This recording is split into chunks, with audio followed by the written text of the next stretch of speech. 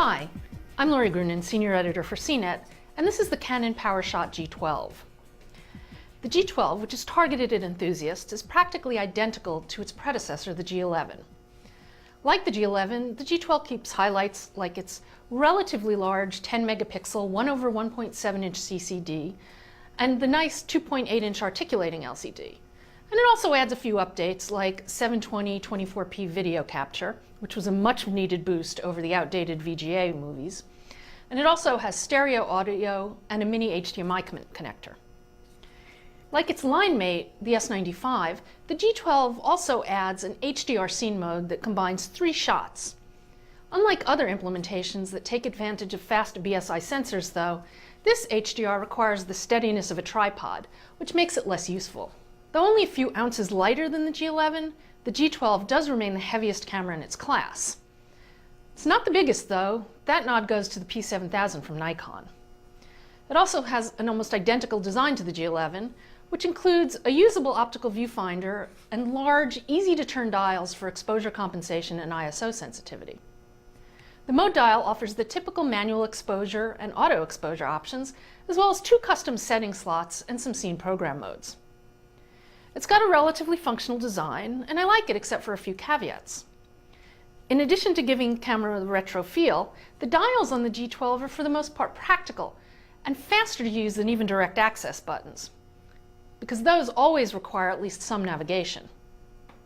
But I've been complaining about the G-Series controller for the past 3 generations, so let's make it 4.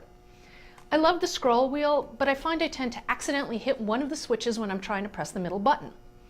As for the wheel, I frequently press one of the switches while I'm scrolling as well.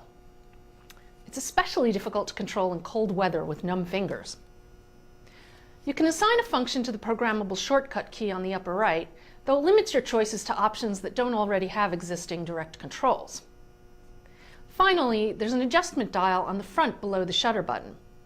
I'm not crazy about the location because in a camera of this size, it doesn't fall naturally under any of your fingers. And I'm a big fan of digital levels in cameras, and the G12's implementation is one of the more usable ones. When you hit the level area, the white indicator turns green and expands a bit, making it easy to see so you don't overshoot. Aside from that, the feature set is pretty typical for this type of camera. As you'd expect, the G12's image quality mirrors that of the G11's as well. It looks great at the lowest ISO sensitivities with excellent color and exposure. You start to see a slight bit of detail degradation starting at ISO 200 if you have good eyes, and that becomes more overt, along with noisier, at ISO 400. ISO 800 is probably the highest usable setting under the most forgiving of circumstances.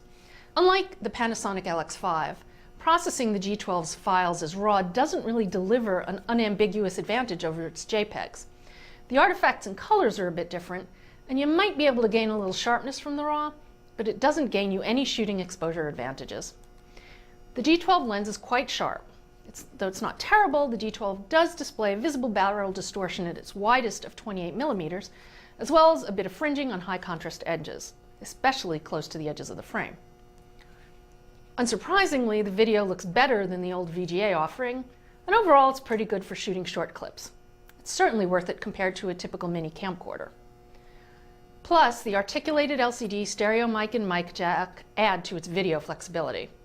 But it lacks the ability to zoom while recording, and there aren't any manual exposure controls save exposure compensation and the built-in neutral density filter. The G-Series' unremarkable performance hasn't changed significantly in generations either, and the field in general still lags behind the LX5. Especially if you're used to shooting with a DSLR, the G12 doesn't feel very fast, but part of that's perception. The Canon Powershot G12 remains a generally excellent camera that ends up lagging the LX5 overall, mostly because of its relatively unchanged and more sluggish shot-to-shot performance. It delivers better JPEG photos than that model, but it's also less compact. Trade-offs abound. I'm Lori Grunin, and this is the Canon Powershot G12.